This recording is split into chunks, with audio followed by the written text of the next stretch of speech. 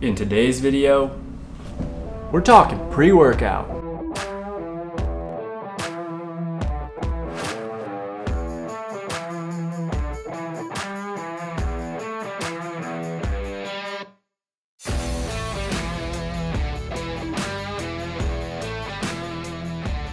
Welcome back to the Meal Prep Palace, guys. We are here today. We're going to be talking about making our own pre-workout, but before we get into that, I want to give two quick disclaimers. One, I am not a licensed physician or medical doctor, so before you take any of these supplements, please consult your own doctor. I don't want you to have some adverse side effect because, one of these doesn't jive with some medication that you're taking, or for whatever reason, these don't sit well with your body. Take this seriously. I don't want to be held legally responsible for any adverse effect, so seriously, contact your doctor. Make sure it's safe for you to take these before you take them. Second, if there's something that I don't cover in enough detail for you, you can go to examine.com. So let's say one of the supplements we're going to talk about today is Beta-Alanine. If I don't talk about this enough or you want to know more, go to examine.com. You can see that they have all the research on that supplement, what the recommended dosages are, how to take it, when to take it. Literally anything that you need to know is on that website, so bookmark that and save it for later. You can buy a commercial pre-workout and use that. I do that as well.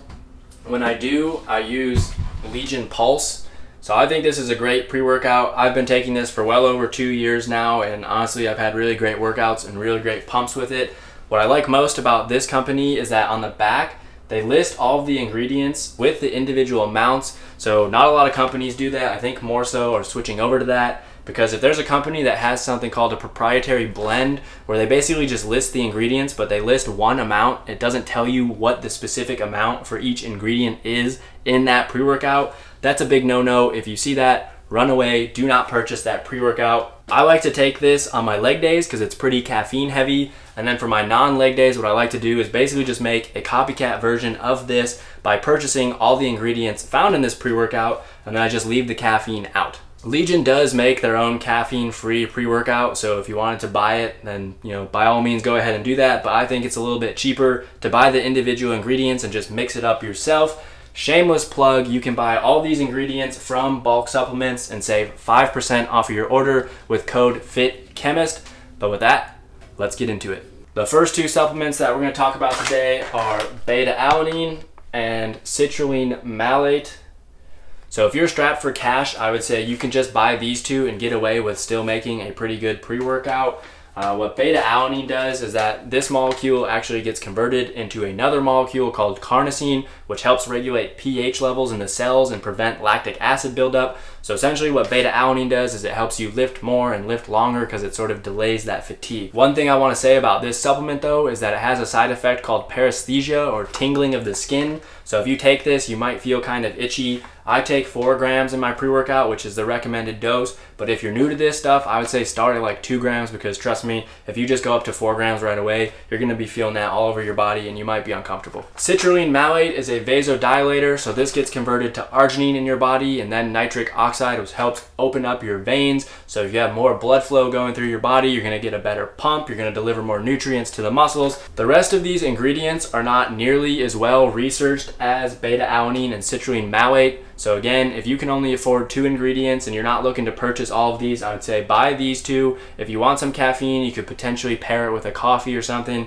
and that would be enough to make your own pre-workout. But again, the research for the rest of the ingredients isn't quite as conclusive, so take it with a grain of salt.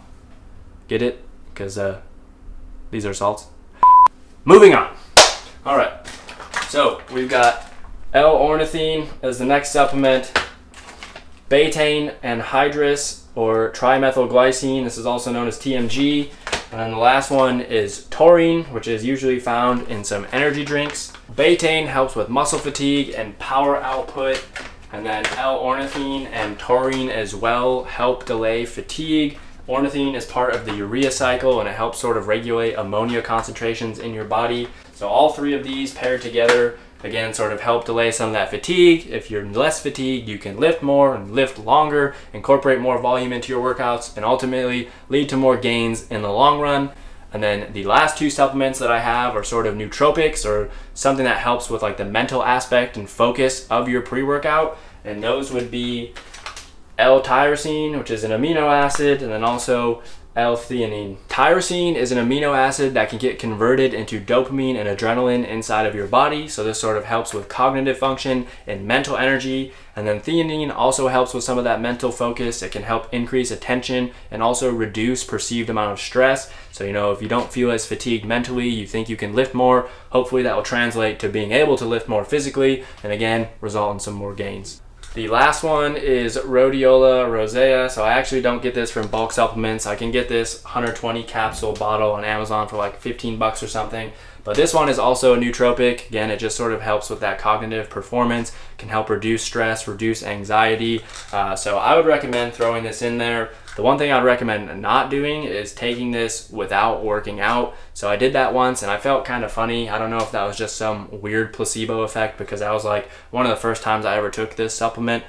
So that's something to be aware of. You know, if you do incorporate this and you do notice that you're like a little too focused or something like that, then maybe cut this one out. But again, the biggest thing that I want to stress is beta-alanine and citrulline malate. These are the two most well-researched supplements behind creatine, which I'll talk about in a future video. But if you want to make your own pre-workout and you're strapped for cash, get these two, and again, just like pair it with coffee or something, you're good to go. I'm gonna go ahead and make my pre-workout now. So a couple tools I use is 1/8 of a teaspoon. So I use this for tyrosine and theanine because the recommended dosages are smaller than what my scale can measure. And I also saved this scooper from an old pre-workout, so I use that to put my pre-workout together.